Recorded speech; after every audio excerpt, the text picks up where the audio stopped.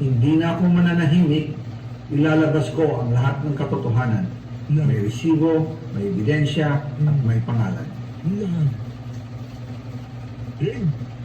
Para sa bawat Pilipino. Alam ko na buong ang galit ninyo sa akin ngayon. Naunawaan ko rin kung bakit. Lalo na at malaki ang halagang nakataya. Pero bago kayo humusga, hayaan ninyong ipaliwanag ko ang buong katotohanan. Matagal akong hindi nagsalita dahil may direktang utos sa akin. Huwag nang bumalik ng Pilipinas at manahimik na lamang. Umalis ako noong July 19, 2025 para sa aking medical check-up. Nakaplanong bumalik pagkatapos ng SONA ni Pangulo. Pero habang papauwi na ako, tinawagan ako ni dating Speaker Martin Romualdez at sinabihan, "Stay out of the country. You will be well taken care of as instructed by the President." Noon naniniwala pa ako sa kanila, kaya't hindi ako bumalik.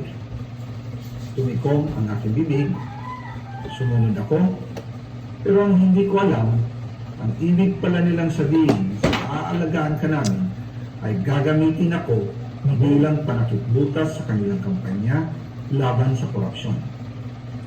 Ginawa nila akong poster boy ng kanilang sariling kasinungalingan.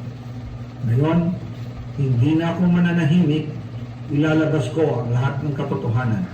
May resibo, may ebidensya, at may pangalan. Nagsimula ito nung tumawag si Sekmina Pangandaman sa akin nung nag-umpisa ang BICAM process last year, 2024.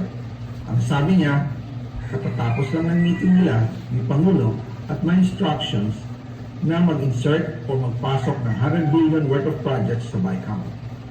At sinabi pa ni Sekmina, you can confirm with Yusek Adrian Bersamin dahil kasama sila sa meeting ni Pangulong BBM noong araw na iyon. Tinawagan ko po agad si Yusek Adrian Bersamin at tinanong ko kung may instruction na ba ang Pangulo na magpasok ng 100 billion during their meeting. Ang sabi niya ay totoo nga po. Right after our conversation, tinawagan ko po si dating Speaker Martin Romualdez at nireport ko ang instructions ng Presidente to insert the 100 billion projects. At sinabi niya sa akin, what the President wants, he gets. After ng ilang araw, What's the President's wants, he gets. Oh. Well, mag-resign ka na. Walang yakan nila yung ka. Marcos Jr. resign. Walang yaka, wala ka ng form dyan sa Malacanang.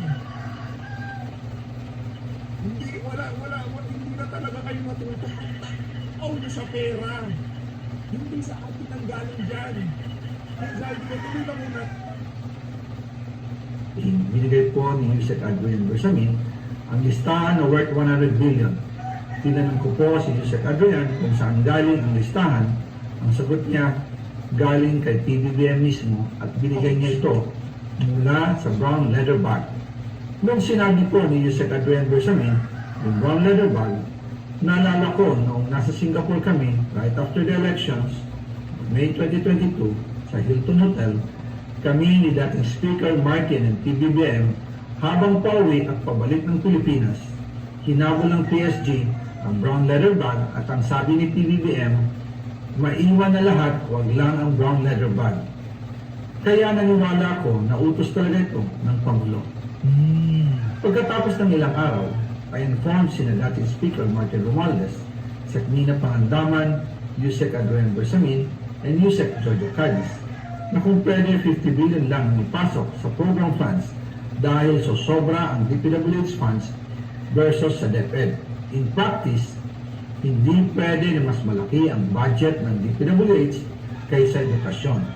Ang balance na 50 billion ilagay na lang sa program funds for the 2025 budget dahil Office of the President din ang nag-release ng lahat ng unprogram funds. Pagkatapos ng isang araw, tinawagan ako ng Sekmina at sinabi ang mensahe ng Pangulo, ipasok ninyo yan dahil pinangako na sa akin ni Speaker Martin yan at hindi na pwedeng baguhin. Kumbaga, ang utos ng hari hindi pwedeng mabali.